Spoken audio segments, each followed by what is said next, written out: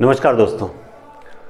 असफलता की शुरुआत वहाँ से होती है जब हम सुबह 6 बजे का अलार्म लगा कर रखते हैं और जब 6 बजे अलार्म बजता है और उसके बाद हम अलार्म देख के ये सोचते हैं कि 10 मिनट और सो जाऊं, और वही 10 मिनट हमारे लिए असफलता की पहली शुरुआत कर देते हैं, क्योंकि उसके बाद वो 10 मिनट 30 मिनट या 1 घंटे में बदल जाते हैं और हम लेट उठते हैं और हमने जो सोच रखा था कि 6 बजे उठकर मैं ये टॉपिक क्लियर करूँगा, वो टॉपिक हमारा क्लियर नहीं हो पाता है और फिर हम हर काम में लेट होते चलते हैं और पूरे दिन फ्रस्ट्रेटेड रहते हैं, इरिटेटेड रहते हैं कि मैं पढ़ नहीं पा रहा हूँ, मुझे समय नहीं मिल रहा है, ये काम वो काम, और इस चक्कर में हम अपना पूरा दिन खराब कर लेते हैं। याद रखिए, अगर सपना देखने की हिम्मत रखते हो तो 6 बजे अलार्म बजे उससे पहले उठने की भी हिम्मत रखो, ताकि अलार्म जब बजे तब तक आप एकदम मुंह हाथ धोकर एकदम तैयार हो जाओ और पढ़ने बैठो। इसलिए अपने अलार्म को भरने से पहले ये सोच लें, सुनिश्चित कर लें कि क्या आप उस समय वास्तव में उठ पाएंगे और क्या आप अपने सपनों के प्रति, अपने लक्ष्य के प्रति सीरियस हैं या नहीं है। और सफल होने की सबसे बड़ी अच्छी निशानी होती है लक्ष्य की स्पष्टता। आपको पहले अपना लक्ष्य स्पष्ट होना चाहिए कि वह आपको रीड क्लियर करनी है अथवा नहीं।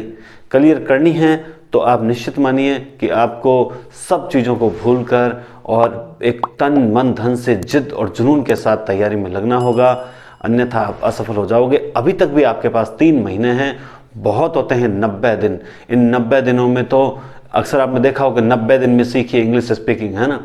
जब वो अंग्रेजी बोलना सिखा सकते हैं तो हमें तो सिर्फ रीड क्लियर करनी है। फिर भी वो कहते हैं कि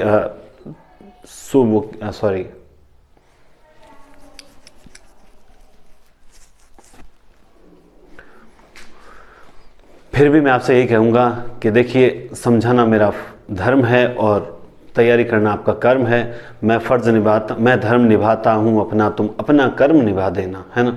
तो आज हमारा टॉपिक रहेगा समास। समास क्या होता है? देखिए, समास शब्द सम धन आस के योग से मिलकर बना है, जिसका शाब्दिक अर्थ होता है पास बैठाना। अर्थात 2 या 2 से अधिक शब्द जब पास बैठते हैं या मिलकर, या 2 या 2 से अधिक शब्दों या पदों को मिलाकर जब एक सार्थक शब्द का निर्माण होता है तो वहाँ पे समास होता है। ठीक है, हम समास की छोटी से छोटी परिभाषा और हर नियम पर आज गौर करेंगे। हो सकता है वीडियो थोड़ा लंबा जाए, लेकिन समास के ऐसे ऐसे अच्छे एग्जाम्पल आपको मिलेंगे। उम्मीद करता हूँ उससे बाहर एग्जाम में आपका कोई एग्जाम्पल नहीं जाएगा। तो सबसे पहली जो चीज़ होती है, जैसे नियम लिख रहेगा, मैं आपको नोट्स भी PDF डाल दूंगा, ठीक है, अच्छे से सिस्टमेटिक नोट्स बना रखे हैं और वो भी डाल दूंगा। इसके अलावा कुछ एग्जाम्पलों की ज़्यादा से ज़्यादा मैं आज चर्चा करूंगा, क्योंकि आज छुट्टी है और इस छुट्टी का भरपूर फायदा इस समास टॉपिक के लिए उठाना। तो सबसे पहले नियम मैंने लिख रखा है, पद की प्रधानता के आधार पर समास होता है। देखिए, पहले तो सबसे पहले आपको पता है कि देव और देवालय, है ना, देवालय अर्थात क्या हो जाएगा, देवालय का विग्रह करना। अब देवालय का देव के लिए आलय या देव का आलय, ये यहाँ विग्रह करने में दिक्कत आती है। और ये विग्रहों की समस्या कब आई थी वो बताऊँ। 2007 के अंदर पटवारी का पेपर हुआ था, बहुत टफ पेपर आया था, तब से ये चल रही है कि उसमें एक एग्जाम्पल आया था हवन सामग्री, तो हवन की सामग्री या हवन के लिए सामग्री, तब से विग्रह के बारे में बहुत ज़्यादा विस्तार से ध्यान दिया जाने लगा है। देवालय अर्थात देव के लिए आलय, क्या हो जाएगा, देव के लिए आलय। देखिए, पद की प्रधानता के आधार पर ही क्या होता है, समास का विग्रह होता है। पदों की प्रधानता के आधार पर समास का विग्रह होगा। विग्रह करके आप इतना जरूर सुनिश्चित करें कि क्या मेरा विग्रह व्याकरणिक दृष्टि से सही है अथवा नहीं है। हम चर्चा करते हैं आगे। इसके अलावा जैसे समास विग्रह के अनुसार नाम बदलता है। समास होता है ना, उसमें विग्रह के अनुसार कई बार होता है कि सर उस किताब में ये समास दे रखा, उस किताब में ये समास, तो ये दूसरा नियम क्या कहता है, समास आप जैसा विग्रह करोगे, समास का जैसा विग्रह होगा उसके अनुसार उसका नाम परिवर्तन होगा। जैसे एक शब्द वही ले लिया हमने, सिंपल, पीतांबर। अब देखिए, एक तो हमने ले लिया पीत है जो अंबर, पीत है जो अंबर, ठीक है, पीला है जो अंबर करने की आवश्यकता नहीं, पीत है जो अंबर। और एक हमने पीतांबर का ले लिया, पीतांबर का ले लिया, पीत हैं या पीले हैं, ठीक है, पीले हैं जिसके अंबर, पीले हैं जिसके अंबर, अर्थात कौन हो जाएगा, ठीक है, अर्थात तीसरा अर्थ निकल के आएगा। अर्थात क्या निकल के आ जाएगा, किसके, विष्णु जी के हैं, कृष्ण जी के हैं, किसके हैं, ठीक है, तो पीले हैं जिसके अंबर। अब जब इस प्रकार से जब आता है विष्णु, है ना, अब ये जो है, जो अब आपको पता है जो कर्मधारय के अंदर, तो विग्रह अगर ऐसा हुआ है तो इसके अंदर होगा कर्मधारय। मैं बहुत सरल तरीके से ऐसे इस हिसाब से पढ़ाता हूँ जिस हिसाब से अपने ज़्यादा दिमाग पे जोर न डालना पड़े, ध्यान से समझ लीजिए, सारी चीज़ें यहीं क्लियर हो जाएगी। पीत है जो अंबर कर्मधारय और पीले हैं जिसके अंबर अर्थात विष्णु, तो इसमें बहुव्रीहि समास होगा। कौन सा होगा, बहुव्रीहि समास होगा। अब एक बात सुनिए, एग्जाम में आ गया कि पीतांबर में, हर डाउट क्लियर करते हुए चल रहा हूं, पीतांबर में समास है, अगर ऑप्शन में कर्मधारय और बी बहुव्रीहि दोनों ऑप्शन में मौजूद हैं तो यकीन माने कौन सा होगा, बहुव्रीहि होगा, क्योंकि इस बार तो विग्रह भी नहीं दिया हुआ है। विग्रह दिया हुआ होता तो विग्रह के अनुसार पहचान जाते अपन, है ना, लेकिन विग्रह नहीं, शब्द दे दिया और फिर दोनों ऑप्शन आ जाए तो बहुव्रीहि। अगर चारों ऑप्शन में बहुव्रीहि नहीं है, उस सिचुएशन, उस परिस्थिति के अंदर इसमें ऑप्शन होगा कर्मधारय।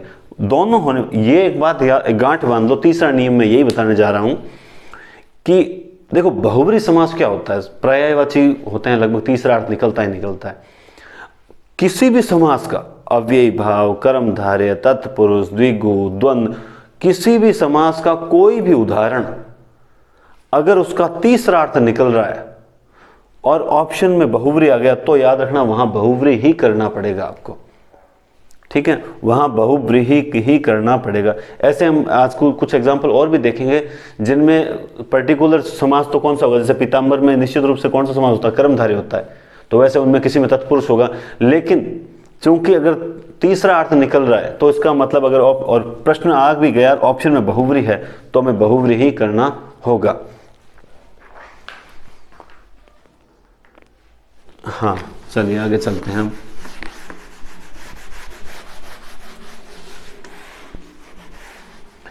अब सबसे पहले आपको समास के 6 भेद होते हैं और सबसे पहला भेद कौन सा होता है, अव्ययी भाव।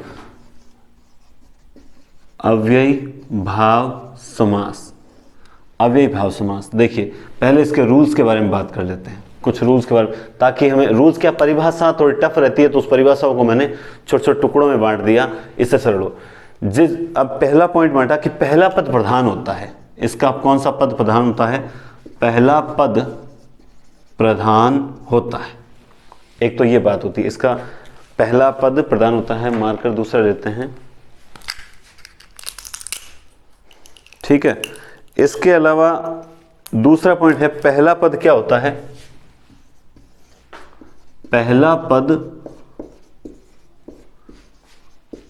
अव्यय या क्या होता है कि अव्यय के योग से, अव्यय के योग से पूरा पद ही अव्यय बन जाता है, पूरा पद ही क्या बन जाता है, अव्यय बन जाता है, तो वहां पे कौन सा समास होगा, अव्ययी भाव होगा। तीसरा पॉइंट ये बनाया कि यदि, ये इन बातों को आप विशेष ध्यान रखें, यदि एक शब्द की पुनरावृत्ति हो, अगर एक शब्द बार बार आए, जैसे घर घर, इस प्रकार से एक शब्द की पुनरावृत्ति हो तो वहां पर कौन सा समास होगा, अव्ययी भाव समास होगा। चौथा पॉइंट ये बनाया कि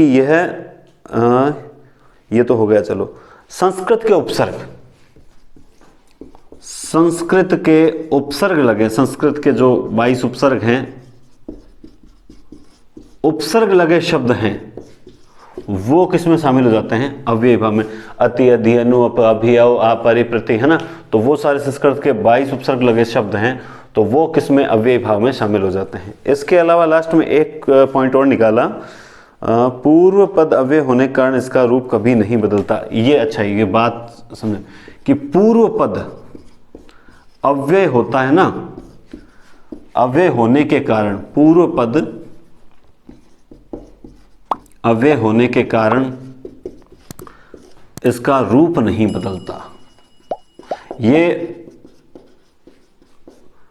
ये चीजें जो है परिभाषाओं में से ही निकाली गई है, समझने में आती हो कि पहला पद एक तो प्रधान होता है, ये बात क्लियर है।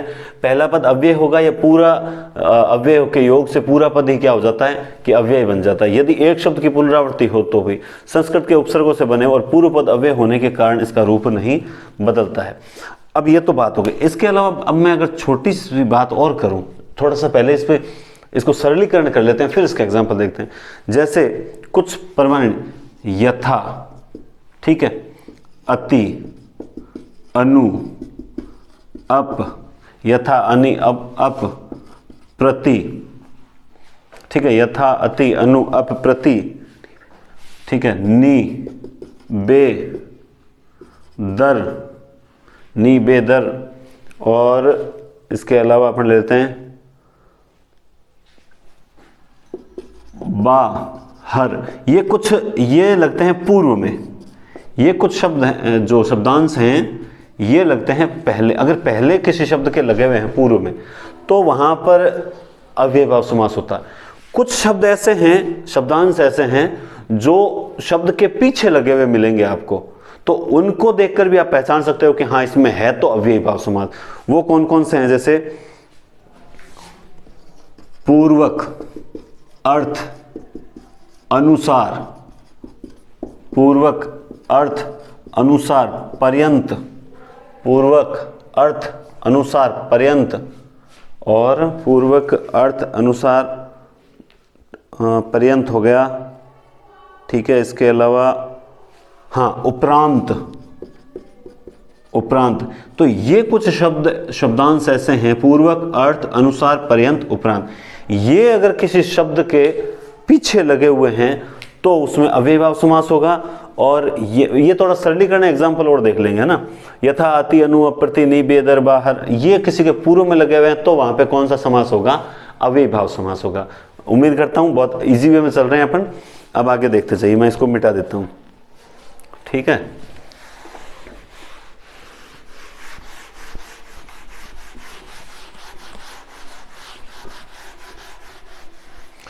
अब देखिए उदाहरण, मैं पहले उदाहरण यथाशक्ति, यथाशक्ति, यथारुचि, यथाशक्ति, यथारुचि, ठीक है, यथाशक्ति, यथारुचि। अब कुछ कहेंगे सर आप तो किताब से नहीं देख के पढ़ा रहे हो, मैं तो देख के तो हम पढ़ लेते, क्या दिक्कत है? एग्जाम्पल हैं, बढ़िया बढ़िया एग्जाम्पल हैं तो लगातार पढ़ाते हैं, तब तो ये एग्जाम्पल याद हो जाते हैं हमें भी पढ़ाते।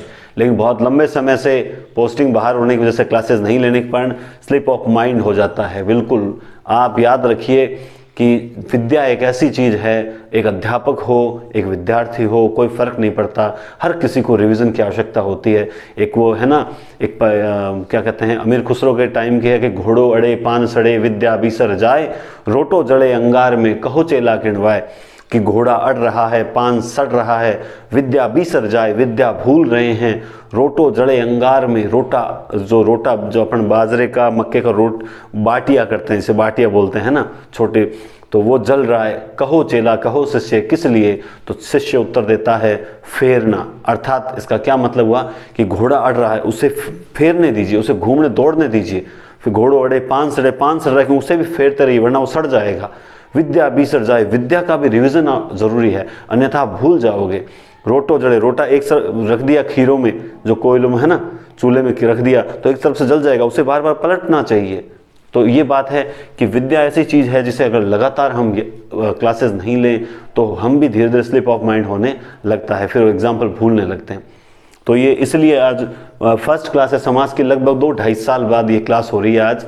तो कुछ एग्जाम्पल, इसलिए मुझे नोट्स का सहारा लेना पड़ रहा है। तो आप ये मत सोचें कि नहीं सर ये तो किताब नहीं, नोट्स है, आपको PDF भी टेलीग्राम चैनल पर मिलेगी। टेलीग्राम चैनल का लिंक चाहिए तो आप मुझे मैसेज कर सकते हैं।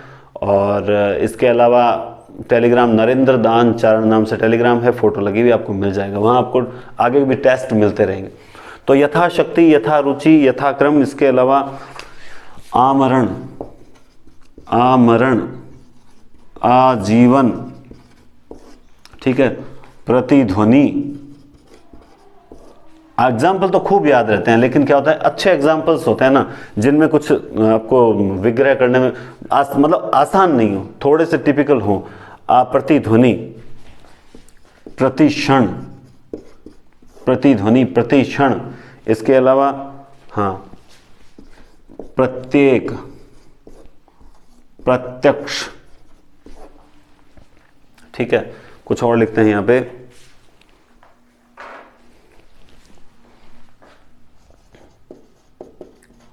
अकारण, भरपेट, ठीक है, अकारण भरपेट, सावधान, निरोग, मरणोपरांत,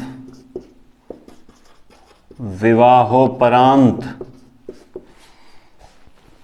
विवाहोपरांत, मरणोपरांत, जीवन पर्यंत, मरणोपरांत, विवाहोपरांत है ना। और इसके अलावा हो जाएगा कथनानुसार, कथनानुसार, कुशलतापूर्वक, पढ़ाने लगते हैं ना तो अपने आप याद आने लगते हैं, ध्यान पूर्वक, है ना। सारे एग्जाम्पल एक साथ लिख के फिर इस पर चर्चा करेंगे अपन। अनुदान, ठीक है, अनुदान, भरसक, लाजवाब, अनुदान, भरसक, लाजवाब, सुना सुनी, आप, ठीक है। और इसके गंगा पार,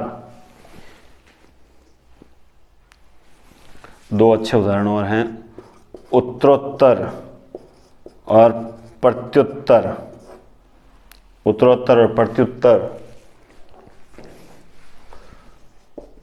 दानार्थ, धर्मार्थ, दर्शनार्थ, अत्याचार, ठीक है। इसके अलावा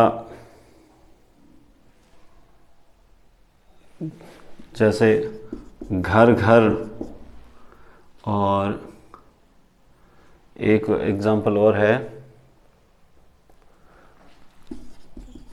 बीचों बीच, बीचों बीच। और भी कोई बच गया क्या? हाँ ये भी ठीक है, सप्रसंग।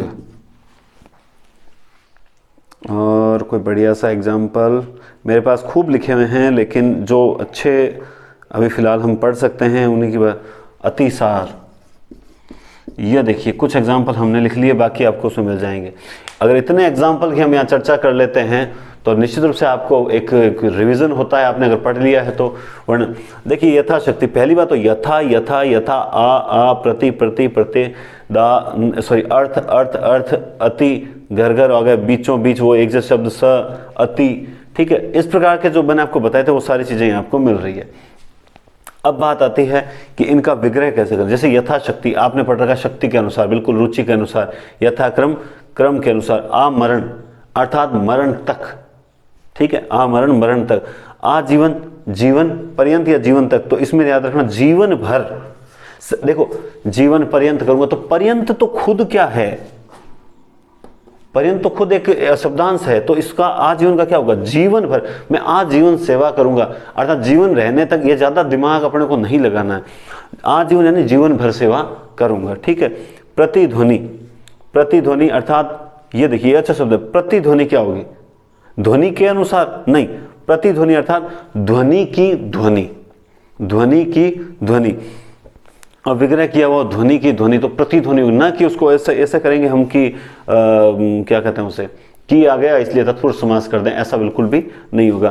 प्रतिक्षण ध्वनि, प्रतिक्षण यानी अब देखो प्रतिध्वनि तो ध्वनि की ध्वनि, अब प्रतिक्षण क्या होगा, क्षण का क्षण, बल्कि क्या होगा हर पल यानी हर क्षण, ठीक है। प्रत्येक, एक एक, सही विग्रह क्या होगा, एक एक, हर एक भी लिखा हुआ मिलेगा आपको, लेकिन एक एक प्रत्यक्ष अक्ष के आगे। अब इसमें क्या होता है, अक्ष तो हो जाती है धुरी, अक्ष तो हो जाती है धुरी, लेकिन हम प्रत्यक्ष, इसका मतलब आंखों के सामने, अर्थात अक्षी के सामने या अक्षी के आगे, प्रत्यक्ष यानी अक्षी के आगे। दानार्थ, दान के लिए, धर्म के लिए, वो बाहर गए मैं, दानार्थ गए मैं, दर्शनार्थ गए मैं, धर्मार्थ गए मैं, धर्म के लिए, तो इसमें सिर्फ के लिए लगे। अत्याचार, आचार की अति, घर घर, घर ही घर या हर घर, इसका हर घर ज्यादा होगा। ये जो शब्द है बीचों बीच, अर्थात वह नदी के बीचों बीच डूब गया। अब इसका विग्रह क्या होगा, ठीक बीच में, एक तो ये होता है, एक होता है बीच ही बीच में, एकदम बीच के भी बीच में, ठीक बीच में या बीच ही बीच में। सप्रसंग, प्रसंग सहित, सार की अति, अतिसार, अकारण, बिना कारण, भर पेट, भर पेट, पेट भरने तक उसने भर पेट भोजन किया। इसका क्या मतलब हुआ, पेट भरने तक भोजन किया। सावधान, अवधान, सधन अवधान, संधि विच्छेद, पहले संधि करनी चाहिए थी, लेकिन परिस्थिति के अनुसार संधि बड़ा टॉपिक है और मैं चाहता था उसके लिए पूरा समय मिले, एक साथ करवानी मुझे, एक ही। सावधान या दो भागों में करवा दूंगा। सावधान, अवधान सहित, ठीक है, स प्लस अवधान, अवधान सहित, सावधान। सावधान विश्राम जो होता है उसमें, अर्थात अवधान कहता है ध्यान को, ध्यान के साथ, सावधान, सधन अवधान, अवधान सहित, निरोग, है ना, रोग रहित, मरण, मरण के उपरांत और विवाह के उपरांत। मरणोपरांत और विवाहोपरांत में एक चीज सेम होती है। क्या चीज सेम होती है, कैसे, दोनों के बाद जीवन होता है ना, दोनों के बाद ही जीवन होता है। मरने के उपरांत, विवाह के उपरांत, जीवन पर्यंत, जीवन पर्यंत अर्थात जीवन रहने तक। कथन के अनुसार कुशलता पूर्वक, कुशलता के साथ, ध्यान के साथ, अनुदान। अनुदान क्या होता है, दान के बदले, दान के बदले दान या दान की तरह दान, है ना। अब सोचिए, अनुदान, अनुदान क्या होता है, अनु यानी पीछे, अनु का अर्थ होता है एक तरह पीछे, उपसर्ग होता है ना, अति, अधि, अनु, अपव, तो अनु का, तो दान की तरह जो दान किया जाता है वो अनुदान होता है। भरसक, सक कहते हैं सामर्थ्य को, उसने भरसक प्रयास किया, उसने भरसक प्रयास किया। सक होता है सामर्थ्य भरने तक, सक भरने तक प्रयास किया। लाजवाब, जिसका कोई जवाब न हो या जवाब रहित। सुना सुनी, सुनने के बाद सुनना, कहा सुनी हो गई, पहले कहा फिर सुनी, कहा सुनी हो गई। अक्सर कहता है ना उनके बीच में कहा सुनी हो गई, इसका मतलब ये हुआ ना कि पहले तो उसने कुछ कहा और फिर सुनना पड़ा, तो कहने के बाद सुनना। आप ही आप, गंगा पार, गंगा के पार, ये बहुत अच्छा एग्जाम्पल है, तत्पुरुष नहीं होगा, ध्यान रखना, गंगा के पार। उत्तरोत्तर और प्रत्युत्तर, देखिए ये दोनों भी अच्छे शब्द हैं, ये दो चार एग्जाम्पल बहुत अच्छे हैं। उत्तरोत्तर, उत्तर के बाद उत्तर, और प्रत्युत्तर, उत्तर का उत्तर, ठीक है, वो उत्तरोत्तर विकास कर रहा है, मतलब लगातार, है ना। और प्रत्युत्तर, उसने उत्तर दिया और उसके बदले में उत्तर दिया, उत्तर के बदले उत्तर, है ना। तो ठीक है, तो ये कुछ, हालांकि देखो इतना समय नहीं होता कि मैं नोट्स में भी बहुत से कुछ एक एग्जाम्पलों के विग्रह लिख रखे हैं, बाकी मैंने सिर्फ एग्जाम्पल लिख रखे हैं। क्यों लिख रखे हैं, क्योंकि जहां मुझे जिस किताब में कोई अच्छा शब्द मिलता है मैं उसे अपने नोट्स में ऐड करते हुए चलता हूं, ठीक है। तो शब्द ज्यादा लिखे हुए, विग्रह मैं आपको बता रहा हूं। तो प्रत्युत्तर, उत्तरोत्तर, ये बहुत अच्छे शब्द हैं। गंगा पार भी अच्छा शब्द है, बीचों बीच भी अच्छा शब्द है, और ये भरपेट, सावधान, ये भी अच्छे शब्द हैं, ठीक है। भरसक भी अच्छा शब्द है, ये कुछ अच्छे शब्द हैं। तो ये अव्ययी भाव समास होता है। अव्ययी भाव समास की पहचान के तरीके मैंने आपको बता दिए। कुछ शब्दांश पीछे लगेंगे शब्दों के, कुछ आगे लगेंगे, वो कौन कौन से हो सकते हैं एक बड़े रूप में आपको मैंने बता दिया। इससे बाहर बहुत कम, रेयर चांसेस होते हैं कि कोई शब्द आता है, नया शब्द आ जाए। और साथ ही ये होता है कि एक बार अव्ययी भाव समास आप देखते ही पहचान जाओ। जब तक समास पूरे हो गए ना, तो सब समास की एक अपनी अलग पहचान होती है। कंफ्यूज होने की आवश्यकता नहीं होती। हाँ, कंफ्यूज एक जगह हो सकते हैं जहां हम थोड़ा शब्दों से परिचित ना हो, कोई ऐसा शब्द आ जाए जिसके बारे में हमें बिल्कुल भी ज्ञात ना हो, है ना, तो वहां थोड़े कंफ्यूज होते हैं। और ये जरूरी नहीं है, विद्वान से विद्वान व्यक्ति को भी सरल से सरल शब्द का अर्थ कई बार नहीं पता होता है, तो ये कोई जरूरी नहीं है। अभी तो हमने हिंदी की 2 बूंद चखी है, शेष समुद्र तो अभी तक बाकी है। अभी तक हमें कोई ज़्यादा विशेष हिंदी नहीं आती है किसी को भी। हम ठीक है इतना कर पाते हैं कि कंपटीशन जो होता है वो उसे आसानी से हल कर पाते हैं, ठीक है। तो ये अव्ययी भाव हो गया। इसके बाद अब आगे इसको मिटा देते हैं।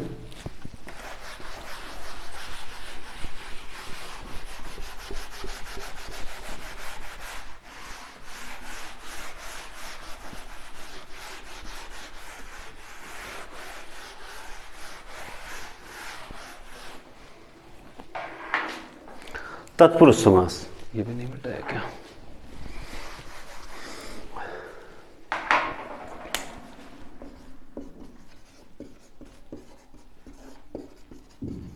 तत्पुरुष समास, देखिए इसमें जो कारकीय विभक्तियां हैं वो तो 6 विभक्तियां आएगी, क्योंकि कर्ता और संबोधन इसमें आएगा नहीं। तो हम शुरुआत से, इसके अलावा भी कुछ तत्पुरुष और आएंगे, लुप्त पद, उपपद वगैरह, नए तत्पुरुष। तो हम सबसे पहले चलते हैं कर्म तत्पुरुष से। कर्म तत्पुरुष, उसके अंदर को विभक्ति, कर्म तत्पुरुष में को विभक्ति। तो इसके एग्जाम्पल देखिए, परलोक गमन। अगर आप इसे 2-3 बार पढ़ लेते हैं ना, तो भी आपके दिमाग में सेट हो जाते हैं शब्द कि हाँ, अच्छा हाँ, इसमें कौन सी विभक्ति आएगी। हम जब तक नहीं पढ़ते हैं ना, तब तक ही गलत करने, और सामने वाले जानबूझ के आपको विग्रह करके अलग देंगे कि निम्न में से कौन सा विग्रह सही नहीं है। तो इसीलिए आप एक एक शब्द को, एक एक ऑप्शन को अलग से तीनों पे हाथ दे के पढ़ें कि क्या ये सही है या नहीं है, कंफ्यूज ना हो। जैसे मैं पहले शब्द लिखूंगा अभी भी, परलोक गमन, सिद्धि, सिद्धि प्राप्त, ठीक है, परलोक गमन, सिद्धि प्राप्त, माखन चोर, मनोहर, जितेंद्रिय, जितेंद्रिय, ठीक है। इसके अलावा जनप्रिय और शरणागत, परलोक गमन, सिद्धि प्राप्त, माखन चोर। अब सबसे पहले देखिए, परलोक को गमन, सिद्धि को प्राप्त, माखन को चुराने वाला, मनोहर मन को हरने वाला, इंद्रियों को जीतने वाला, जनता को प्रिय, वही तो जनप्रिय होगा कि जनता में प्रिय है वो, जो जनता को प्रिय है वही तो जनप्रिय नेता होता है। ये बहुत शब्द है, एक तो जनता और एक लोकप्रिय, लोकप्रिय, ठीक है। तो लोकप्रिय में तो आता है लोक में प्रिय, अधिकरण तत्पुरुष आता है, और जनप्रिय, जन को प्रिय, जो आम जनता है, जनता को प्रिय, वही तो जनप्रिय हुआ। शरणागत, इसमें भी सेम होता है कि इसमें कहीं कहीं आपको कुछ किताबों में भी मिलेगा, तो वो विग्रह के अनुसार होता, दोनों में तत्पुरुष है, अधिकरण है और इसमें क्या होगा, कर्म तत्पुरुष। ऐसा कभी नहीं पूछेंगे इस शब्द को लेकर के अधिकरण है या नहीं। लेकिन देखिए, शरण को आगत और एक शरण में आगत, ठीक है। तो इसका सही शरण को आगत आपको कुछ किताबों में भी मिलेगा, शरण को आया हो, आगत, ठीक है, शरण को आगत। इसके अलावा प्राप्तोदक, प्राप्तोदक, ये अच्छा एग्जांपल है, इसमें आप कंफ्यूज मत होना। प्राप्तोदक, उदक, उदक यानी पेट, उदर वैसे उदर कहते हैं पेट, है ना। प्राप्तोदक, उदक को प्राप्त, उदक को प्राप्त। इसके अलावा आतिथ्यार्पण, आतिथ्यार्पण, आतिथ्य नहीं, आतिथ्य को अर्पण, जो आतिथ्य है, मेहमान नवाजी है, आतिथ्य को अर्पण है वो आतिथ्यार्पण। शब्द ऐसे हैं जो सरल नहीं है, एकदम सिंपल सिंपल शब्द ले लिए, आपको हर शब्द को ध्यान से देखना चाहिए। अब एक बात और चर्चा करते हैं कि जो माखन चोर है, अब देखिए इसमें कौन सा है, इसमें तत्पुरुष है, कर्म तत्पुरुष है। लेकिन सपोज दैट माखन चोर शब्द आके और ऑप्शन में बहुव्रीहि आ गया, उसके बाद याद रखना, सीधा सीधा माखन चोर किसके लिए प्रयुक्त होता है, किसके लिए रूढ़ हो चुका है ये शब्द, ये हो चुका है। और बहुव्रीहि में आता है जो शब्द किसी के लिए रूढ़ हो चुके हैं, ठीक है, जैसे लंबोदर गणेश जी के लिए रूढ़ हो चुका है ना। नीलकंठ शिव जी के लिए रूढ़ हो चुका है, नीलकंठ, ठीक है। नीला है जो कंठ, ये तो कर्मधारी है, लेकिन नीलकंठ किसके लिए रूढ़ हो चुका है, शिव जी के लिए। तो अब यहां पर क्या हो जाएगा, यहां पर सिंपल सी बात है कि अगर ऑप्शन में बहुव्रीहि है तो ऑप्शन में बहुव्रीहि ही होगा। तो ये है कर्म तत्पुरुष के एग्जांपल्स।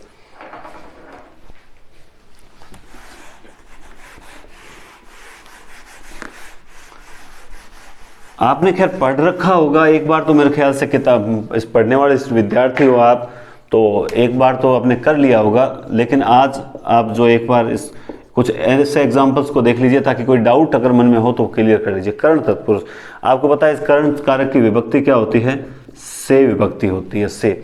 अब इसमें देखिए, अकाल पीड़ित, अकाल पीड़ित, हस्त लिखित। मैं आपको इसमें एक छोटी सी एक बहुत बढ़िया चीज़ बताऊंगा, से और द्वारा भी तो होता है इसमें, से कहाँ लगता है, द्वारा कहाँ लगता है। हालांकि ऐसा कोई नियम नहीं है, फिर भी मैं आपको बताऊंगा कि किस प्रकार से। अकाल पीड़ित, हस्तलिखित, रेखांकित, तुलसीकृत, रेखांकित, तुलसीकृत, बाणाहत, तुलसीकृत, बाणाहत, और एग्जाम्पल हो जाएगा ईश्वर प्रदत्त, नीति युक्त, ईश्वर प्रदत्त और नीति युक्त। ये कुछ एग्जाम्पल हैं। एक और ले लूँ क्या, गुरु कष्ट साध्य, ये ले लेते हैं, कष्ट साध्य, ठीक है, ये ले लिया। आंखों द्वारा ईश्वर, ठीक है। देखिए आंखों देखी भी, ये भी ले लेते हैं, एक एग्जाम्पल और ले लेते हैं। आंखों, जितने एग्जाम्पल करेंगे उतना ही ज़्यादा बेस्ट है। आंखों देखिए, काल पीड़ित, हस्तलिखित, रेखांकित, तुलसीकृत, बाणाहत, ईश्वर प्रदत्त, नीति युक्त, कष्ट साध्य। अब देखिए अकाल से पीड़ित, हस्त द्वारा लिखित, रेखा, रेखा द्वारा अंकित या रेखा से अंकित, ठीक है, रेखा से अंकित, इसमें तो नहीं लिख रखा मैंने। तुलसी द्वारा कृत, बाणों से आहत, ईश्वर द्वारा प्रदत्त, नीति से युक्त, कष्ट से साध्य। आंखों द्वारा देखी गई बात है। आंखों, अब ये कहीं से लगाते हैं, कहीं द्वारा, इसमें कोई विशेष अंतर हो। मैंने जहाँ तक अनुभव किया कि और कुछ बहुत से एग्जाम्पल देखे, हो सकता, मैं कह रहा हूँ कि ऐसा कोई व्याकरणिक नियम नहीं मैंने पढ़ा, लेकिन जहाँ तक इन एग्जाम्पल्स पे गौर किया, उदाहरणों पे, तो जब कोई क्या कह सकते हैं कि प्राणीवाचक, कोई प्राणीवाचक, अब जैसे ये यहाँ पे हस्त प्राणीवाचक नहीं हो सकता है, लेकिन हस्त जिसका है वो तो व्यक्ति प्राणीवाचक है। तो जब प्राणीवाचक होगा कोई ना कोई, तो निश्चित रूप से यहाँ द्वारा ही आता है। तो यहाँ क्या आता है, द्वारा आता है। और जैसे सीधा आ गया, मान लो बाण आ गया, ठीक है, इसके बाद रेखा आ गया, ठीक है, इसका नीति आ गई, है ना, कष्ट आ गया, इस प्रकार से जब आए तो वहाँ पे क्या हो जाता है कि से लग जाता है, ठीक है। तो से और द्वारा का एक छोटा सा अंतर बताया मैंने आपको। अकाल से पीड़ित, हस्त द्वारा लिखित, रेखांकित, तुलसीकृत, बाणाहत, ईश्वर प्रदत्त, नीति युक्त, कष्ट साध्य, और आंखों द्वारा देखी गई बात है। मेरे ये आंखों से देखा था मैंने, अब देखो आंखों से देखा था आ रहा है, और वैसे आंखों द्वारा देखी गई बात है ना। तो इस प्रकार के ये एग्जाम्पल्स जो होते हैं, ये आते हैं कर्ण तत्पुरुष के अंदर।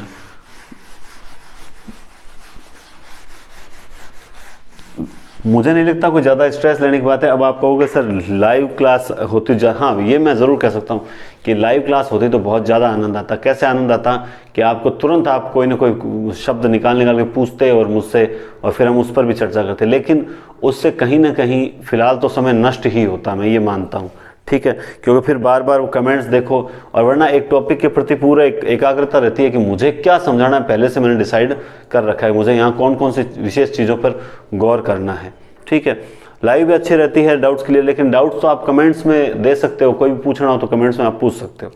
अब हम बात करेंगे संप्रदान तत्पुरुष की, तीसरा भेद है ना, संप्रदान तत्पुरुष। इसमें के लिए ये सबसे अच्छा तत्पुरुष है। एग्जाम्पल देखना, प्रौढ़ शिक्षा, देशभक्ति, हवन सामग्री,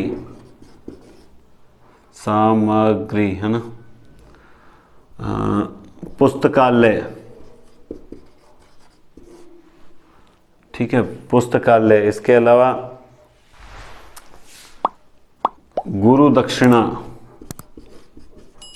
कोई, ये तो सिंपल एग्जांपल हैं, कोई और देख लेता हूँ बढ़िया हो तो, जैसे हाँ एक ये ठीक है, बलि पशु, ठीक है, इसमें आप देखिए, और एक होता है पशु बलि, दो शब्दों पे बात करेंगे, ठीक है। और समाचार पत्र, कारागृह, ये एग्जाम्पल नहीं है, यहाँ नहीं लगे, यहाँ कन्फ्यूज जाएंगे। ये समाचार पत्र, हथकड़ी, समाचार पत्र, हथकड़ी, ठीक है, और काक बलि, और यहां लिखता हूं मैं पशु बलि और बलि पशु दोनों। अब इतना एग्जांपल, प्रौढ़ शिक्षा, प्रौढ़ों के लिए शिक्षा, देश के लिए भक्ति, हवन के लिए सामग्री, पुस्तक के लिए आलय, गुरु के लिए दक्षिणा, समाचार के लिए पत्र, हाथ के लिए खड़ी, काक के लिए बलि, ठीक है। काक बलि यानी काक के लिए बलि, काक की बलि नहीं दी जा रही है यहाँ पे, काक के लिए बलि। अब ये जो यहाँ इस पूरे संप्रदाय में ये हर समास में एक छोटी चीज निकल के आती है, कोई बढ़िया चीज जिसे हमें समझना जरूरी है। देखो, बलि पशु अर्थात बलि के लिए पशु, ये तो कर्म, ये हो गया संप्रदान, संप्रदान हो गया, ठीक है। बलि के लिए पशु, पशु की बलि, अब यहां पे कौन सा हो जाएगा, पशु की बलि हो रहा है क्या, पशु की। अब मुझे समझ नहीं आ रही कि पशु, देखो संबंध कारक जो होता है उसमें किसी न किसी का संबंध होता है, ठीक है। राम का भाई, श्याम का भाई, श्याम की बहन, उसका चाचा, उसकी चाची, है ना। यहाँ पशु की बलि काय का संबंध है, का के की से संबंध भी तो, संबंध कहाँ हो रहा है ये तो पशु है, उसकी बलि दी जा रही है, संबंध कहाँ से हो गया, ठीक है। फिर भी एक किसमें शामिल किया जाता है, संबंध तत्पुरुष में, जबकि मैं मानता हूं कि यही शब्द सही हो, बलि पशु, या इसका विग्रह तो बलि के लिए पशु, यही ज्यादा उचित बैठता है। ऐसे देखो, हिंदी है, थोड़ा अपवादों का घर है, कोई किसी अपवाद को अपने तर्क के आधार पर सही साबित करता है, हर अध्यापक की अलग अलग नीतियां हैं। तो ये बलि के लिए पशु, ये होगा इसके अंदर, बलि के लिए पशु, काक के लिए बलि, हाथ के लिए कड़ी, समाचार के लिए पत्र, गुरु के लिए दक्षिणा, पुस्तक के लिए आलय, हवन की सामग्री, है ना। लेकिन शामिल होता है ये पशु बलि जो है, संबंध में ही आता है। जैसे घुड़दौड़, घोड़ों की दौड़, घोड़ों के लिए दौड़ थोड़ी हो रही है, घोड़ों की दौड़ हो रही है, घोड़े खुद दौड़ रहे हैं। तो ऐसे एग्जाम्पल किसमें आते हैं, संबंध तत्पुरुष में। थोड़ा सा शब्द चेंज करके वो चेंज भी कर देते हैं कई बार। अब अपादान तत्पुरुष, अपादान तत्पुरुष,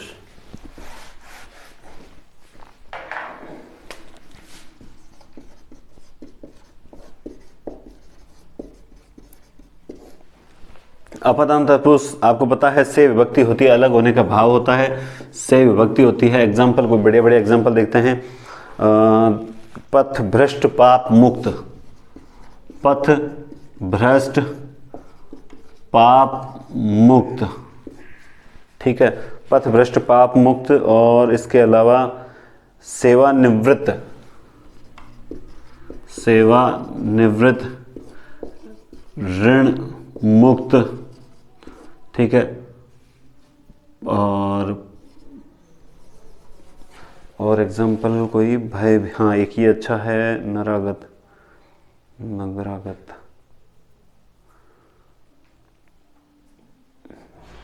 ठीक है, भयभीत। देखिए, जहां का एक अपादान तत्पुरुष के बारे में एक चीज और बता दूं आपको मैं। वैसे कार्य की विभक्ति होती है अपादान, जहां कहीं डर, लज्जा, भय, ठीक है, या दूरी, इस प्रकार के जब एहसास होंगे ना, तो वहां निश्चित रूप से अपादान ही होता है। कारक टॉपिक अभी तक करना बाकी है अपना, ठीक है, वहां क्या होता है, अपादान ही होता है। अब ये क्या है, और अलग होने का भाव होगा। पथ से भ्रष्ट, जो मार्ग पर चल रहा था वो अपने पथ से भ्रष्ट हुआ। अगर वो मार्ग, ये मार्ग है, इससे चल रहा है और इससे भ्रष्ट हुआ, इसका मतलब वो दूसरे मार्ग, यानी इससे वो अलग हो चुका है, पाप से मुक्त हो चुका है। इसका मतलब वो पाप पे चल रहा था, पाप के मार्ग पर, अब वो अलग हो चुका है। सेवा, इतने लंबे समय की सेवा है, उससे निवृत्त हो गए, अर्थात उससे दूर हट गए, उससे आपका मतलब आप अलग हो चुके हो, ठीक है। ऋण से मुक्त, ऋण तदिन ऋण चुका रहे थे, लेकिन आज जाके आप ऋण से मुक्त हो गए। भय से भीत, भय है, आप जब भी किसी छिपकली, सांप, बिच्छू वगैरह किसी डरावनी चीज को देखते हो तो निश्चित रूप से जब एकदम से आपने देखी तो देखते ही आप क्या करते हो, दूर हटते हो। दूर हटते हो यानी भय से आप क्या करते हो, दूर भागते हो। तो ये भी एक तरह से अलग होने का भाव है। तो ये ऐसे एग्जाम्पल जो आते हैं अपादान तत्पुरुष के अंदर आते हैं। इसके बाद बात करते हैं संबंध तत्पुरुष की। मैं एक साथ ही आपको समझा सकता था इन एग्जाम्पल्स को, ठीक है, लेकिन एक साथ इसलिए नहीं समझा रहा था कि अलग अलग समझ लें, 15-20 मिनट का वीडियो ज़्यादा बनेगा, इससे ज़्यादा कुछ नहीं होगा, लेकिन आपके बहुत अच्छे से क्लियर हो जाएगा। संबंध तत्पुरुष जैसा कि आपको पता है का, के और की विभक्तियां लगती है, का की। तो जैसे आप बात करते हैं राजपुत्र, राजमाता, इसमें देखो दूसरा पद प्रधान होता है, ये क्लियर, ठीक है, आपको पता है, उसमें दूसरा पद प्रधान होता है, उसमें प्रथम पद, ठीक है। राज सैनिक, ठीक है, राजपुत्र, ठीक है। अब कोई तो इसमें राज्य कर देता है राज का, वो अब अलग अलग बातें। इसमें देखिए का विभक्ति लगेगी, क्योंकि दूसरा पद प्रधान है, दूसरे पद के अनुसार विभक्ति लगेगी, ठीक है। राजा की माता, राजमाता वही हुई, ठीक है। राज्य की माता कर देते हैं, राज्य के सैनिक, तो यहाँ पे देखिए सैनिक बहुवचन है तो के आ गया, तो ये तो का की। इसके अलावा जैसे और आता है, हाँ ये भी देखिए राष्ट्रपति। अब आपको पता है कि ये बहुव्रीहि समास है, ठीक है। क्यों है? क्योंकि इसका तीसरा अर्थ निकल जाएगा, ये पद विशेष है, ये पद विशेष है, हाँ हर कोई राष्ट्रपति नहीं है इसलिए। लेकिन ये है कौन सा? ये तत्पुरुष का है। बहुव्रीहि के आधे से ज्यादा एग्जाम्पल तो दूसरे समासों के हैं, और वो तीसरा अर्थ देने के कारण किस में चले जाते हैं? बहुव्रीहि के अंदर चले जाते हैं। राष्ट्र का पति हो गया, जैसे दीप शिखा, तो क्या हो जाएगा? दीप शिखा, दीप की शिखा, तो कौन सी विभक्ति आ जाएगी? दीप की शिखा। इसके अलावा अमृत की धारा, अमृत धारा अर्थात अमृत की धारा। तो इस प्रकार से का, के, की लगने वाले जो समास होते हैं वो संबंध तत्पुरुष होते हैं। राजपुत्र, राजमाता, राज सैनिक, राष्ट्रपति, दीप शिखा, अमृत धारा, ठीक है। इसके अलावा जैसे मान लो लोकनायक आ गया, गंगोदक आ गया, गंगा का उदक है ना, जल, गंगा का उदक है। लोकनायक, लोक का नायक, लोकनायक हो गया। तो इस प्रकार के जो एग्जाम्पल आएंगे वो किसके हो जाएंगे?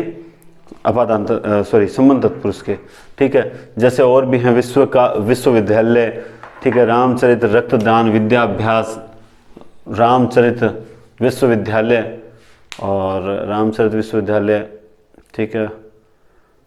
ये सब एग्जाम्पल और भी आ जाएंगे, देखते हैं। देखिए हाँ, कन्यादान, कन्या का दान, नगर सेठ, नगर का सेठ, जगत का नाथ, दुख, दुख सागर, दुख का सागर। तो ये कुछ एग्जाम्पल और भी हैं जो आपको पीडीएफ नोट्स के अंदर मिल जाएंगे, आप एक रिवीजन जरूर कर लीजिएगा। अब है अधिकरण तत्पुरुष। अधिकरण तत्पुरुष, अधिकरण तत्पुरुष में देखिए मे, पेपर, कौन से होते हैं? मे, पे और पर, मे, पेपर। इसमें भी कुछ एग्जांपल देखिए, स्वर्गवास, देशाटन, लोकप्रिय, स्वर्गवास, देशाटन, लोकप्रिय, ठीक है। नराधम, वनवास, ठीक है। आप बीती, हरफन मौला, आप बीती, हरफन मौला, ठीक है। पेट दर्द, सर्वोत्तम, और हवाई यात्रा।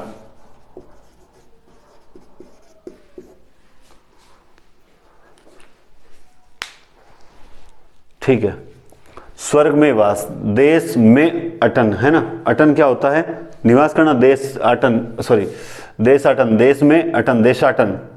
लोकप्रिय, लोक में प्रिय। नराधम, नरों में अधम। वन में वास, आप में बीती, वो आप बीती होती है, जो खुद में बीती होती है वो आप बीती। हरफन मौला, हर फन में मौला है, जो हर क्षेत्र में जो वो अच्छा, एक हर क्षेत्र का अच्छा खिलाड़ी कह सकते हैं, हरफन मौला, ऑलराउंडर जगह। पेट दर्द, पेट में दर्द। अब ये देखिए, पेट में दर्द और कई जगह का आता है, पेट का दर्द, ठीक है। अब ये जो शब्द है ना, ये इसमें देखिए,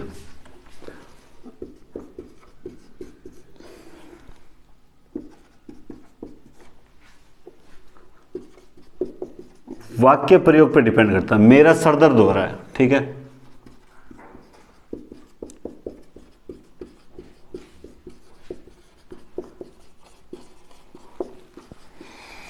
मेरा सर दर्द होता है अर्थात मेरे सर में दर्द हो रहा है, बात सीधी सीधी है, कौन सा है? अधिकरण तत्पुरुष है। मेरा सर दर्द हो रहा है, मेरे सर में दर्द हो रहा है, ठीक है, अधिकरण। वह मेरा सर दर्द बना हुआ है। अब सर ने बताया था सर दर्द में तो अधिकरण होगा, लेकिन अब क्या होगा? वह मेरा सर दर्द है। अरे भाई साहब, वह मेरा सर दर्द बना हुआ, मैंने कहा ना, वाक्य प्रयोग और प्रश्न बनाने वाले पे डिपेंड करता है वो क्या पूछना चाहता है। वह मेरा अर्थात वह मेरे सर का दर्द बना हुआ है। अब कौन सा हो जाएगा? अब संबंध हो जाएगा। देखिए एक ही शब्द है, एक ही शब्द है, वाक्य प्रयोग के आधार पर उसका अर्थ बदल गया, और अर्थ बदलते ही समास का नाम भी बदल गया। है दोनों तत्पुरुष, लेकिन तत्पुरुष के अंदर भी कौन से हैं? एक अधिकरण है और एक अपने हैं ये संबंध तत्पुरुष। तो अब देख लीजिए आप, तो ये छोटे छोटे अंतर होते हैं ना, बस हम हर समास में कुछ न कुछ नई चीज निकाल के ला रहे हैं।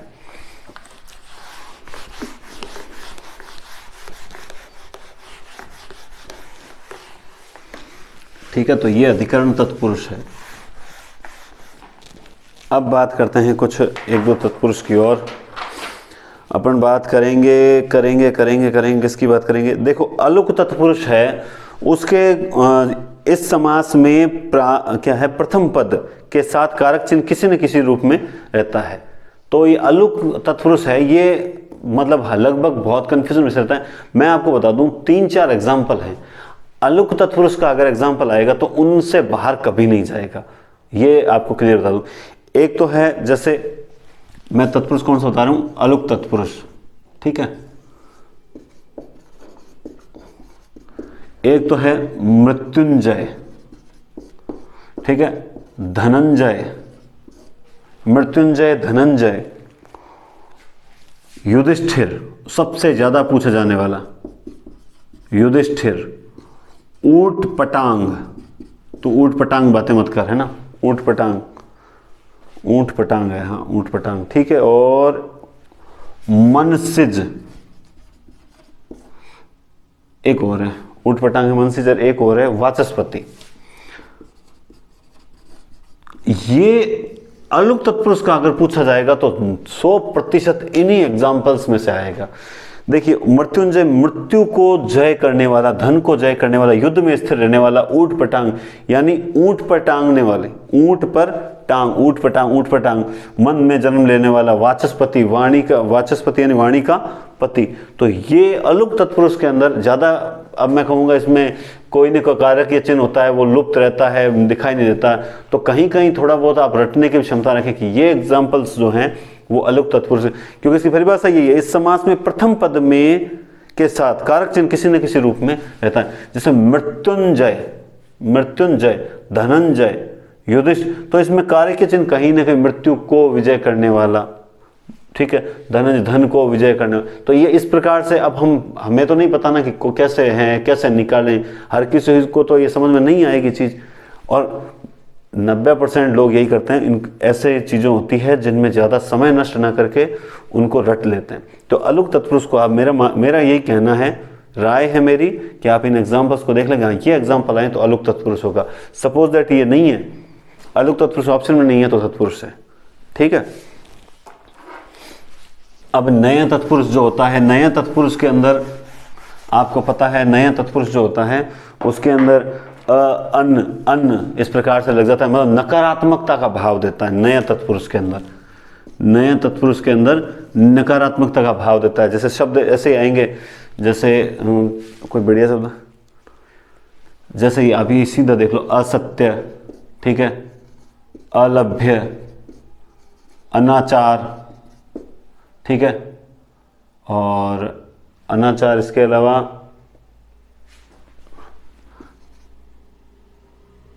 अकाल, नास्तिक, नास्तिक, इस प्रकार से न आस्तिक, न काल, न आचार, ठीक है, न लभ्य, न सत्य, इस प्रकार न विग्रह होगा। इनका जब विग्रह होगा तो ये मूल शब्द आ जाएगा पीछे वाला और आगे न लग जाएगा।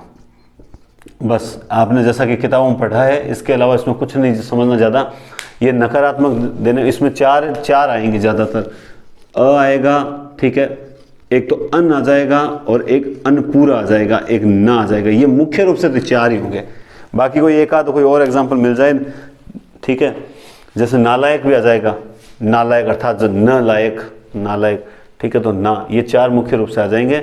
और विग्रह करो तो इसकी जगह आप न ही लिखना है, और बाकी जो मूल शब्द हो वो पीछे लिख देना विग्रह करते समय। बस यही तरीका है इस नए तत्पुरुष का। ठीक है, अब एक है लुप्त पद तत्पुरुष। लुप्त पद तत्पुरुष तो आपको पता है, जिसमें लुप्त पद तत्पुरुष ये भी दूसरे समास से ही हैं, बस थोड़ा सा क्या है, इसमें एक से अधिक पद लुप्त रहते हैं कार्य की विभक्ति के साथ, इसलिए आए। जैसे रेलगाड़ी, ठीक है, बैलगाड़ी, बैलों द्वारा खींची जाने वाली गाड़ी, रेल पर चलने वाली गाड़ी, ठीक है। दही बड़ा, दही बड़ा, दही में पका हुआ बड़ा, ठीक है।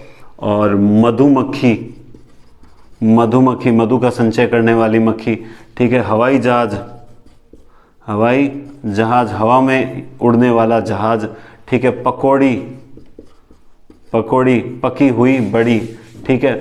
और वो एक होता है पंचामृत है क्या, एक शब्द और होता है, हाँ, एक तो गुड़धानी, गुड़धानी अर्थात गुड़ में मिली हुई धानी, है ना। और पवन चक्की, पवन द्वारा चलने वाली चक्की। और इसके अलावा घृतापन, घी से, घृतापन यानी घी में पका हुआ अन्न, घृतापन यानी घी में पका हुआ अन्न। तो इसमें क्या होता है, घी, घृतापन, घृत और अन्न, तो घी में पका हुआ, रेल पर चलने वाली, ये एक से अधिक पद लुप्त रहते हैं। बस इतना ध्यान रखो, न केवल चिन्ह बल्कि पूरा का पूरा पद क्या रहता है, लुप्त रहता है। रेलगाड़ी, बैलगाड़ी, दही बड़ा, मधुमक्खी संचय करने वाली मक्खी, हवाई जहाज, पकी हुई बड़ी। अब जो पकी हुई बड़ी में तो केवल हुई जो है वही लुप्त है, फिर भी ये इसी का एग्जाम्पल है। गुड़ में मिली हुई धानी, घृतापन, घी में पका हुआ अन्न, ठीक है। और इसके अलावा भी कोई है क्या, और पवन चक्की आपको बता ही दिया। तो ये इस प्रकार के एग्जाम्पल होते हैं, लुप्त पद तत्पुरुष के अंतर्गत आते हैं। अब बात करते हैं कर्मधारय तत्पुरुष की, ठीक है। कर्मधारय, हाँ, कर्मधारय तत्पुरुष। कर्मधारय तत्पुरुष देखिए, इसमें एक तो होगा विशेषण विशेष संबंध, ठीक है। इसमें 2 तरह के होते हैं, एक तो है जो, और एक के समान, और एक रूपी। इन 3 प्रकार से विग्रह आपको मिलेगा, है जो, ठीक है। विशेषण विशेष संबंध, ठीक है। और एक मिलेगा उपमेय उपमान। मुख्य रूप से जो है मैं वही बताऊंगा, कोई अगर उपमान। और तीसरा मिलेगा उपमान उपमेय। अब आपको पता है उपमेय क्या होता है, जिसकी तुलना की जा रही है। उपमान जिससे तुलना की जा रही है। विशेषण विशेषण होता है, विशेष विशेष होता है। जैसे महात्मा, महान है जो आत्मा, ठीक है, सिंपल सा है महात्मा। और विशेषण विशेष है ना, महाकवि पीताम्बर, बढ़िया सा एग्जांपल मिल जाए, अरुणाचल, अल्प अवधि, ठीक है। जैसे महात्मा है, नीलकमल है, ठीक है, अरुणाचल है।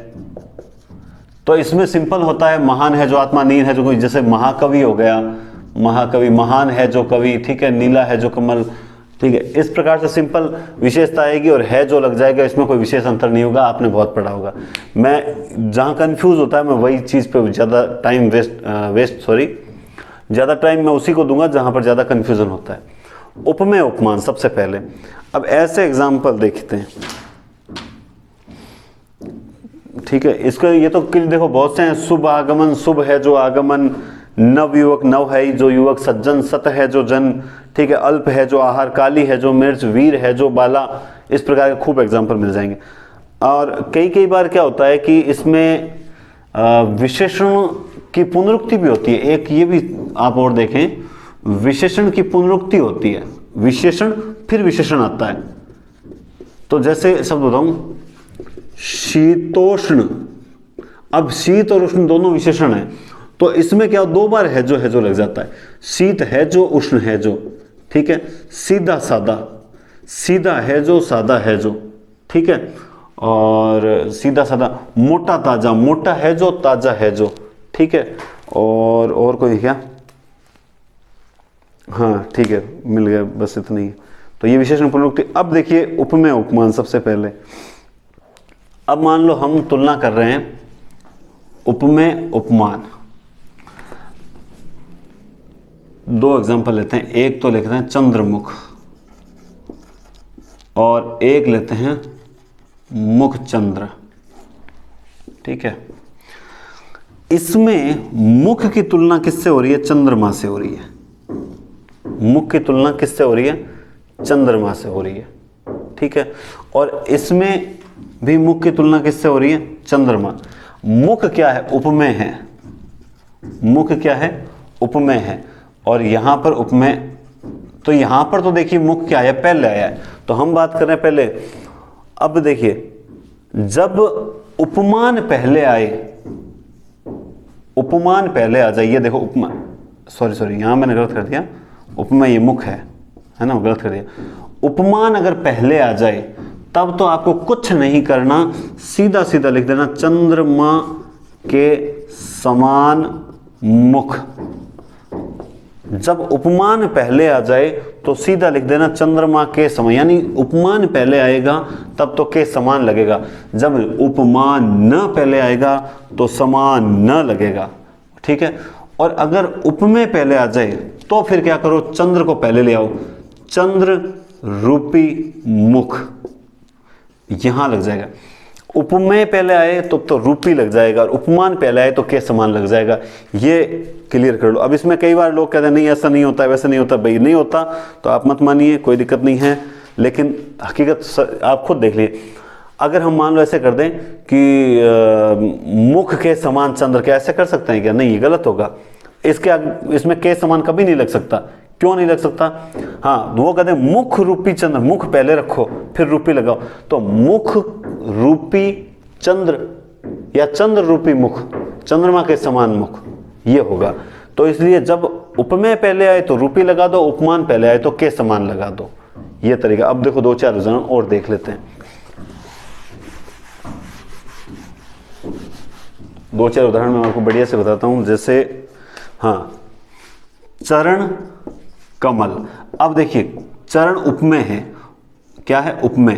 पहले उपमेय आ गया, और उपमेय आते मैंने क्या कहा था? रूपी लगाना है, लेकिन उपमान को पहले ले लो, तो कमल को पहले ले लो, कमल रूपी चरण। ठीक है, जैसे अब इसमें क्या है? राजीव लोचन। अब की बार आंखों की तुलना इससे हुई तो क्या हो जाएगा? राजीव के समान लोचन। नमस्कार साथियों, बीच में आप ये सोचोगे कि ड्रेस कैसे चेंज हो गई, तो टेक्निकल प्रॉब्लम थी। बहुत पहले ये वीडियो बन चुका था, लेकिन उस दिन सही ढंग से रिकॉर्ड नहीं हुआ, उसके बाद कुछ डिस्टर्ब हो गए। तो आज मैं इस वीडियो वापस कंटिन्यू करके एक साथ समास टॉपिक डाल रहा हूँ, ताकि आपको बार बार डिस्टर्ब होने की ज़रूरत न पड़े। तो हम बात कर रहे थे उस दिन कर्मधारय पे, और उसके बाद बीच में रह गया सारा कर्मधारय समास। कर्मधारय समास में हमने बात की थी जैसे उपमेय और उपमान संबंध, और दूसरा हम उपमान और उपमेय संबंध पे बात कर रहे थे, है ना। तो आप इसे कंटिन्यू लें, मेरे लिए थोड़ा सा अलग है, लेकिन आपके लिए तो ये कंटिन्यू है। मैंने बात की थी जैसे अगर चंद्र मुख इस प्रकार से आता है, ठीक है, उपमान पहले आ जाए उपमेय, ये मैं इसका एग्जाम्पल बता रहा हूँ, ठीक है, चंद्रमुख, तो आपको कुछ नहीं करना। अगर उपमान पहले आए, उपमान पहले आए तो आपको कुछ नहीं करना, के समान लगाना है दोनों शब्दों के बीच में, ठीक है, दोनों पदों के बीच में। तो चंद्र के समान मुख, ठीक है, जैसे मृग नयनी, ठीक है, तो मृग के समान नयनों वाली, ठीक है, या फिर जैसे कमल नयन, तो कमल के समान नयन। इस प्रकार अगर उपमान पहले आता है तो आपको सिर्फ और सिर्फ क्या लगाना है, के समान लगाना है। और अगर उपमेय पहले आए, जैसे मैं पहले तो यही एग्जांपल लूंगा, चंद्रमुख, सॉरी जैसे मुख चंद्र, ठीक है। अब जब उपमान जब बाद में आएगा, उपमान जब बाद में आए तो आप उपमान को, उपमान आएगा पहले ही, दोनों विग्रहों में उपमान पहले ही रहेगा, लेकिन चूंकि इसमें पीछे आया तो इसे पहले ले लीजिए, और फिर चंद्र रूपी मुख, जैसे हमने बात की थी भव सागर, ठीक है। अब इसका क्या हो जाएगा, सागर रूपी भव, जैसे क्रोधाग्नि, क्रोधाग्नि, है ना। तो क्रोधाग्नि में अग्नि, अग्नि रूपी क्रोध, बस इस बात को आप थोड़ा सा पकड़ ले। उसके बाद उपमान उपमेय वगैरह इस संबंध के अंदर आप बिल्कुल भी नहीं उलझोगे। तो ये एक तो चीज़ ये क्लियर करनी थी जो चल रही थी, और अब मैं वापस यहीं से शुरू कर रहा हूँ। तो इस चीज़ को आप ध्यान रखें। मैं नोट्स आपके PDF के रूप में टेलीग्राम के अंदर डाल दूंगा, ठीक है। और अब SI की भर्ती भी चूंकि आ गई है, तो SI के अनुसार भी बढ़िया कुछ हो सकता है कि इससे भी ज़्यादा थोड़ा डीप कुछ टॉपिक्स और डालेंगे। पार्ट टू करते हैं, संज्ञा का पार्ट 2, सर्वनाम का पार्ट 2, इस तरह से डालेंगे ताकि उनमें कुछ और विशेष चर्चाएं भी हम करेंगे जो SI के अकॉर्डिंग होगी। अब इस कर्मधारय में एक आता है विशेषण विशेषण संबंध, वो भी थोड़ा सा देखना आवश्यक है। विशेषण विशेषण संबंध, है ना, वो भी देख लेते हैं। उसमें क्या होता है, दोनों विशेषण होते हैं, जैसे सीधा सादा, सीधा साधा या सीधा साधा वो बोलते हैं, ठीक है। तो इसमें सीधा आ जाएगा जो सीधा है, जो सादा सादा जो भी लिखा होता सादा है, ठीक है ना। जैसे खट्टा मीठा, खट्टा मीठा, जब दोनों ही ये दोनों ही विशेषण हैं, जब दोनों ही विशेषण हैं तो जो है आ जाएगा, जो खट्टा है जो मीठा है। समझ आई बात। जैसे अगर और एग्जांपल देखूं मैं तो कोई बढ़िया सा एग्जांपल, जैसे हाँ मोटा ताजा, मोटा ताजा, तो वही जो मोटा है जो ताजा है, ये जो है। इस प्रकार से ये कर्मधारय समास का एक उदाहरण है, ठीक है। इसके अलावा अगर मैं बात करूं तो कोई विशेष नहीं आता। उसके बाद कर्मधारय में इतना ही है। मैं आगे आपको एक कर्मधारय और द्वंद्व समास के बारे में बहुत अच्छा अंतर बताऊंगा जो आपको पता होना चाहिए, ठीक है। हालांकि मेरा विचार था उसे SI के अंदर डिस्कस करेंगे, लेकिन आपको भी वो चीज़ क्लियर कर देंगे। तो पहले हम एक बार देख लेते हैं द्विगु समास। द्विगु समास में कोई विशेष नहीं है, संख्यावाची पद होता है। द्विगु समास के अंदर संख्यावाची पद होता है। क्या होता है? संख्यावाची। तो ये बहुत सरल है, इसमें कोई विशेष बात मुझे नहीं लगती है, ठीक है। इसमें जैसे इकलौता एक ही है जो, ठीक है, द्विवेदी, ठीक है, त्रिवेदी, ठीक है, चौराहा, ठीक है, और पंच या फिर यूं कहें पंजाब, ठीक है, और 6 से हो जाएगा छमासा, ठीक है, 7 से हो जाएगा सतसई, 8 से अठवारा, ठीक है, 9 से नवरात्रि या नवरात्र, ठीक है, और 10 से क्या हो जाएगा? दशाब्दी।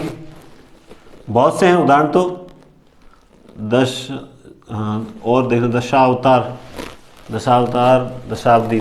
जैसे इसमें देख लेते हैं अपन, डाक गाड़ी वन मानुष, है ना, एक तारा, 10 से मेरे एग्जाम्पल कोई लिखा हुआ नहीं है, ठीक है। सप्ताह, शताब्दी भी हो गया, सत्सई हो गया, 9 हो गए, ठीक है, शताब्दी।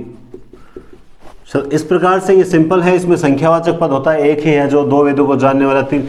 अब बात ये आती है कि जैसे त्रिशूल शब्द है, ठीक है, और इसके अलावा त्रिदेव शब्द है, ठीक है, जैसे पंचमुख शब्द है। अब आप मैं एक क्लियर बात बता दूं, ये जो शब्द होते हैं इस प्रकार से जो तीसरा अर्थ देते हैं, ठीक है, इनका एक विशेष अर्थ निकलता है अलग से। इस कारण से ये कहेगा नहीं सर ये तो बहुब्री। देखिए ये एग्जाम्पल तो द्विगु समास के ही हैं।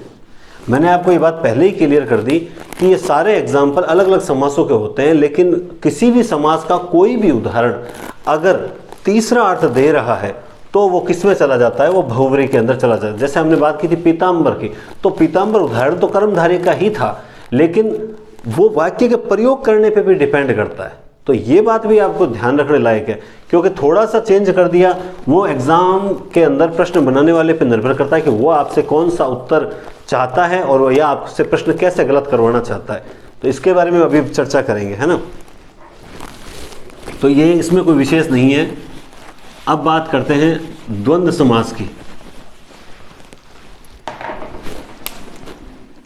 द्वंद्व समास की, इस पर हम चर्चा कर रहे थे। देखो द्वंद्व समास के बारे में अगर मैं आपसे एक बात कहूं तो आपको इतना ध्यान रखना है द्विगु हो गया, द्विगु के अंदर, हाँ देखो ये जो सिंपल आते हैं जैसे रात दिन, अब इसके भेद किए जाते हैं इतरेतर द्वंद्व, ठीक है, समाहार द्वंद्व, इस प्रकार से, लेकिन वो तो हम किताबों में पढ़ सकते हैं। हम मेन चीज़ जैसे रात दिन शब्द है, अब इसका रात या दिन करें या रात और दिन करें, मेन ये होता है इनमें से सही कौन सा होगा।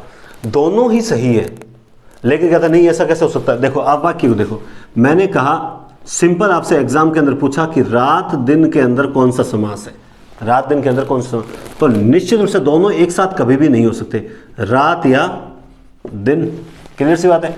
अब वाक्य में आया कि मोहन रात दिन पढ़ाई करता है, मोहन रात दिन पढ़ाई करता है। मुझे बताओ अब या आएगा या और आएगा। अब उसने वाक्य में पूछ लिया कौन सा समास है, नहीं सर ने तो मैं बताया था या आएगा, हमने तो रात या दिन पढ़ाई करता है, नहीं अब आएगा मोहन रात और दिन, रात और दिन दोनों टाइम लगा रहता है। तो ये एग्जाम जो एग्जामिनर है उस पर डिपेंड करता है कि वो आपसे सरल तरीके से पूछना चाहता है या थोड़ा सा शब्द को, वाक्य को, प्रश्न को घुमाकर पूछना चाहता है। तो इसमें कभी ऐसा नहीं उलझे, ठीक है। जैसे मान लो लाभ हानि, अब आपको बताइए अगर लाभ हुआ है तो हानि नहीं होगी, हानि हुआ है तो लाभ नहीं होगा, ठीक है।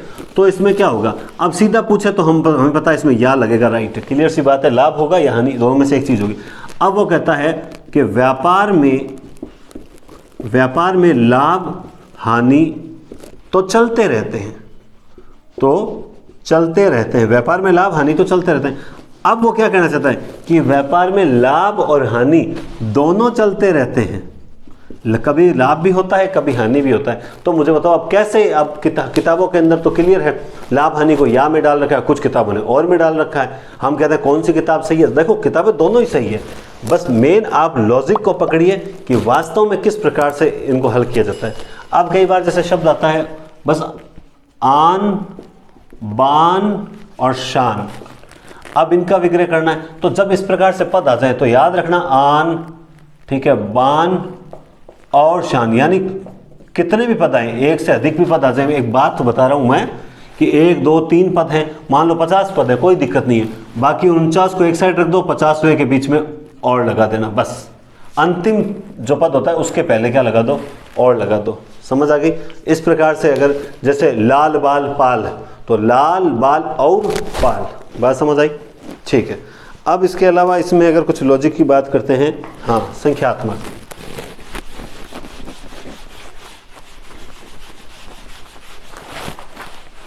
संख्यात्मक बात करते हैं। जैसे शब्द आते हैं, मान लो आप इसमें ध्यान रखना, 1 से 9 10 20 30 40 50 60 70 80 90 और 100, इन संख्याओं को छोड़कर बाकी सारी संख्या किस में आएगी, इसी में आएगी। जैसे शब्द आया 53, तो इसमें क्या 3 और 50, ठीक है, 43 है ना, 3 और 40, बात समझ आई। इन संख्याओं को छोड़कर बाकी सारी संख्याएं किसके अंतर्गत आएगी, द्वंद्व समास के अंतर्गत आएगी, दूसरा लॉजिक ये। अब इसके अलावा इसके अंदर विशेष बात और भी है, अभी तक तो कुछ बातें और भी है, उनके कहते हैं जैसे सेम जैसे आ जाए, जैसे अब शब्द आया कि धन दौलत। अब देखो ये धन दौलत जो है, धन और दौलत लगभग समांतर, जो समांतर चीजें आ जाए धन दौलत, तो अब ऐसा का वर्णन करते समय आपको क्या करना पड़ता है कि दोनों शब्द लिखकर धन दौलत आदि, ठीक है। जैसे आया कपड़ा और लत्ता, कपड़ा लत्ता, तो अब इसका विग्रह कपड़ा और लत्ता नहीं, दोनों एक ही तो चीज है, कपड़ा लत्ता आदि, कपड़ा लत्ता आदि। जब समान चीजें, जैसे और भी उदाहरण देख लेते हैं अपन, जैसे हाँ जलवायु, ये एक शब्द है, बहुत अच्छा शब्द है ये, तो इसमें भी जल वायु आदि, क्योंकि एक बात ध्यान रखना, यहाँ पे ऐसा मत ले लेना कि दोनों अलग अलग शब्द है। जलवायु, यहाँ पूरी जलवायु की बात हो रही है कि इस क्षेत्र की जलवायु कैसी है, इसका मतलब उसमें जल वायु और भी समकक्ष चीजें आ जाएगी, बात समझने, ठीक है। जल और वायु वैसे अलग नहीं दे रखा है। जैसे इसमें आया कि जैसा तैसा, ठीक है। तो जैसा, तैसा आदि। यहां पे इस तैसा को निरर्थक मत लेना, ये निरर्थक नहीं है, ठीक है। जैसे एक शब्द आया चाल चलन, तो चाल चलन आदि। जब समान शब्द आ जाए, एक ही, मैं कह सकता हूं इसे एक ही जाति के शब्द, तो आपको क्या करना होता है कि आपको उनको इस तरह से करना होता है कि दोनों को लिखकर उसके आगे आदि लगा दो। ये तीसरा इसका लॉजिक है द्वंद्व समास का, ठीक है। पिछली बार हुआ क्या कि वीडियो पूरा रिकॉर्ड हो, मैं रिकॉर्डिंग किए जा रहा था और मोबाइल के अंदर जो है स्पेस खत्म हो गया था। मैंने पूरी क्लास ले ली और उसमें सिर्फ 53 मिनट का वीडियो रिकॉर्ड हुआ था। उसके बाद मैं यहाँ पे पढ़ा रहा हूँ और पीछे कोई पढ़ ही नहीं रहा था। तो अब देखिए संसाधन थोड़े से कमी होती है तो ऐसी प्रॉब्लम्स आती रहती है, और फिर जो लेट हुई वो अब तक क्लियर नहीं हो पाई। आज भी मैंने बहुत कोशिश की है कि इस वीडियो कंप्लीट करूँ और अगला संधि वीडियो स्टार्ट करूँ। तो फिर भी आपको जैसा बोला है सिलेबस आपका कंप्लीट होगा। अभी तक भी आपके पास फरवरी पड़ी है, मार्च, अप्रैल में जाके पेपर है, आपको आराम से करवा देंगे और सारे क्लियर कर देंगे। अब बात करते हैं हम निरर्थक द्वंद्व की बात कर लेते हैं। निरर्थक द्वंद्व जैसे लस्सी, वस्सी, ठीक है, पानी, वानी, चाय, शाय, ठीक है। लस्सी, वस्सी, पानी, वानी, चाय, शाय। अब ये क्या होता है? पकोड़े, सकोड़े, पकोड़े, सकोड़े, ठीक है। तो अब ये जो ये निरर्थक शब्द है, जैसे ठीक है आस, या ऐसा आस नहीं, अड़ोस, अड़ोस पड़ोस। अब इस प्रकार, अब ऐसा थोड़ी होता है कि इस साइड वाला सर अड़ोस है मेरे, इस साइड वाला पड़ोस है ना। पकोड़े शकोड़े, या फिर ऐसा तो बोलो सर कुछ पकोड़े शकोड़े ले आओ या चाय शाय ले आओ, तो इसका मतलब है कि सर चाय तो लेके आओ, साथ में शाय यानी कुछ खाने के लिए भी लेके आना। ऐसा तो हो नहीं सकता। लस्सी वस्सी ले आओ कि लस्सी के साथ कुछ खाने के लिए पराठा भी लेके आना, तो लस्सी पराठा भी बोल सकता था। तो अब ऐसे शब्दों में निरर्थक शब्द को निकाल दीजिए और सीधा लिख दीजिए लस्सी आदि। वैसे बात तो देखा जाए तो वही होती है। पानी वानी का मतलब होता है पानी, और पानी के साथ बाद में चाय भी लाना भूलना मत, चाय आदि। बात समझ रहे हो? तो इस प्रकार से निरर्थक शब्द जो होता है उसे निकाल दो और जो मुख्य शब्द होता है उसके आगे आदि लगा दो। ये एक दूसरा भी तरीका और होता है, ठीक है। अब मैं आपको बहुत अच्छी चीज बताने जा रहा हूं, मेरी बात को ध्यान से सुनना। केवल और केवल हम समास का अध्ययन करने से समास नहीं सीख पाते हैं। हमें एग्जामिनर किस तरह उलझा सकता है और हमें किस तरह से शार्प माइंड से और बड़े सूझबूझ के साथ प्रश्न को हल करना पड़ता है, वो हम देखें। देखिए, कर्मधारय और द्वंद्व में मैं अंतर बताने जा रहा हूं, ठीक है। कर्मधारय और द्वंद्व, ध्यान से देखना। पहला एक है कि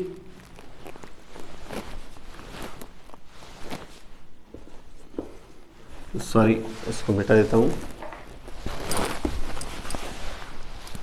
देखो, एक शब्द है, एक वाक्य लिया हमने, भूखे प्यासे को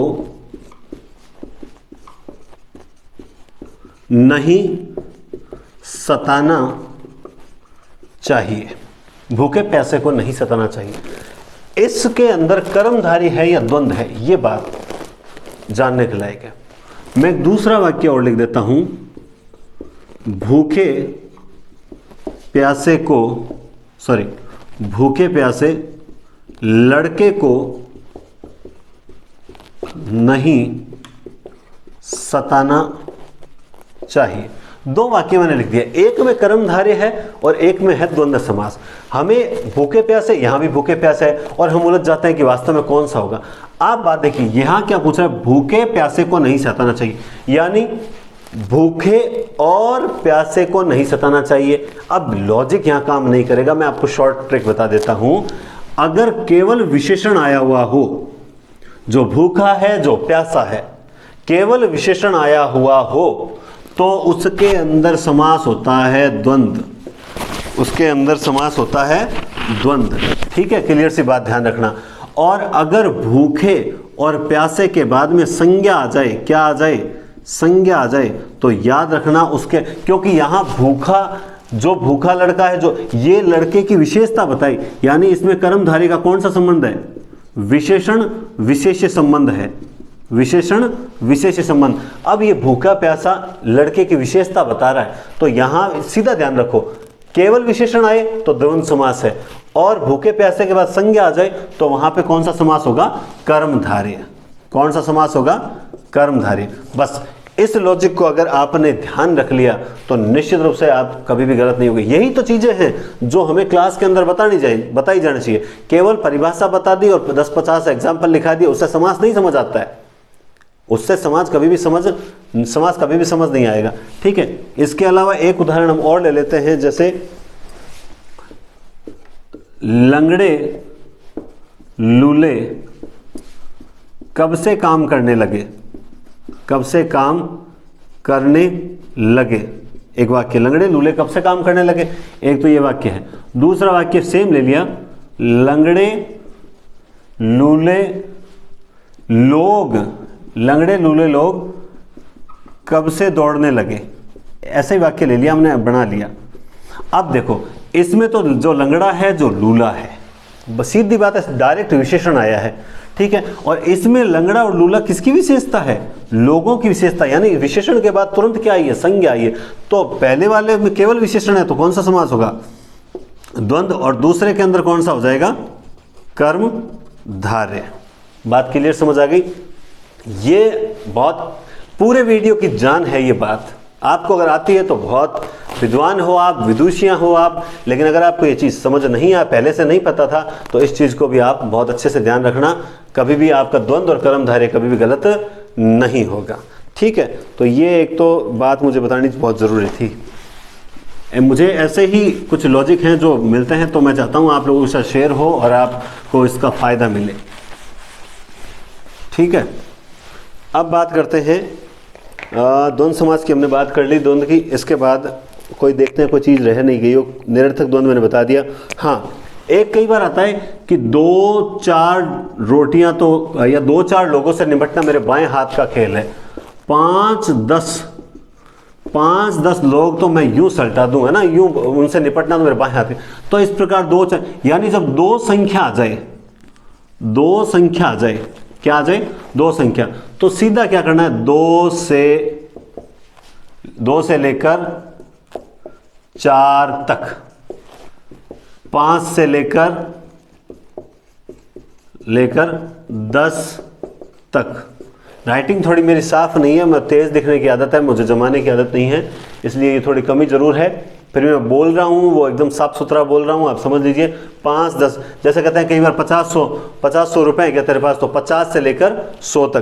तो इस प्रकार से भी अब आप मान लो कि सर लेकर लगाएं या नहीं लगाएं, तो ये तो मैंने आपको बताया एग्जाम्पल के तौर पर। ठीक है, ये लगा सीधा आता है। जैसे मान लो 50-100 रुपए हैं क्या आपके पास, तो क्या होगा? 50 से 100 तक, ये सही विग्रह तो ये होगा। समझ गए बात को? ये लेकर तो मैंने समझाने के लिए लगाया। 50 से 100 तक, 100-200 रुपए है क्या? 100 से 200 तक। तो ये कुछ चीजें ऐसी होती है, एक विग्रह का ये भी एक तरीका है। द्वंद्व समास के अंदर इस प्रकार के भी एग्जाम्पल आते हैं। बात आगे समझ में? अब हम चलते हैं अंतिम समास की ओर, और वो अंतिम समास है बहुव्रीहि। ठीक है, बहुव्रीहि समास। देखो, बहुव्रीहि समास आप सब जानते हो। बहुव्रीहि समास, मैं कहता हूं जितने भी ऐसे शब्द हैं, पर्यायवाची हैं देवताओं के वगैरह का, है ना, वो सारे के सारे शब्द इस बहुव्रीहि के अंदर आ जाते हैं। वे किसी भी समास का कोई भी उदाहरण अगर तीसरा अर्थ दे रहा है तो वो सारे के सारे इसके अंदर आ जाएंगे। जैसे अब ये तो नॉर्मल है, लंबोदर, ठीक है, दशानन, ठीक है, वसुंधरा, ठीक है। इसके अलावा जैसे क्या कहते हैं उसे, वसुंधरा, ठीक है, लक्ष्मीपति, माखन चोर। अब माखन चोर आपको पता है, माखन को चुराना कर्म तत्पुरुष के अंतर्गत आता है, लेकिन यहाँ पे देख लीजिए इसमें आ जाएगा। ठीक है, माखन चोर, ठीक है, मरीचि माली, ठीक है, और पर्वतारी, ठीक है, ऋषिकेश, अब जो कोई विशेष पद की बात होती है, राष्ट्रपति, ठीक है, जैसे मान लो अब ये नगर जो विशेष एकमात्र रहती है ना, विशेष अर्थ दे रहा है ये जोधपुर, ठीक है। इस प्रकार से और भी एग्जाम्पल अगर मैं बात करूं, आशुतोष, चक्रपाणी, है ना, आशुतोष, चक्रपाणी, और बहुत से हैं मेरे पास एग्जाम्पल। हाँ, एक ये भी अच्छा है जो आता है, शाखा मृग। इस प्रकार से जो बहुत से एग्जाम्पल हैं, इसमें मुझे कोई विशेष बात नहीं लगती बताने के लायक कि मुझे कोई विशेष चीज़ मिली हो। और भाई मैं सीधे जानता हूँ पौराणिक जितने भी देवी देवताओं के लिए जो नाम प्रयुक्त किए जाते हैं वो सारे के सारे किसके अंतर्गत आ जाते हैं, बहुव्रीहि के अंतर्गत आ जाते हैं। इसके अलावा जो कोई विशेष पुस्तकें लिखी हुई होती है, जैसे गोदान, अष्टाध्यायी, ठीक है, सतसई, ये इस प्रकार की जो पुस्तकें होती है वो भी सारी किसके अंतर्गत आ जाती है, इस बहुव्रीहि की। तो इसका कोई विस्तार नहीं है, इसके अंदर हम जितने चाहे एग्जाम्पल ले सकते हैं। बस अब मेन चीज़ क्या होती है कि ये हमें देखना होता है कि एग्ज़ाम के अंदर प्रश्न किस किस हिसाब से आ सकते हैं। तो समास के 4 या 5 तरीके के प्रश्न एग्जामों में पूछे जाते हैं, जिसके लिए आपको एक टेस्ट जल्दी उपलब्ध करवा दूंगा एक्सरसाइज के लिए।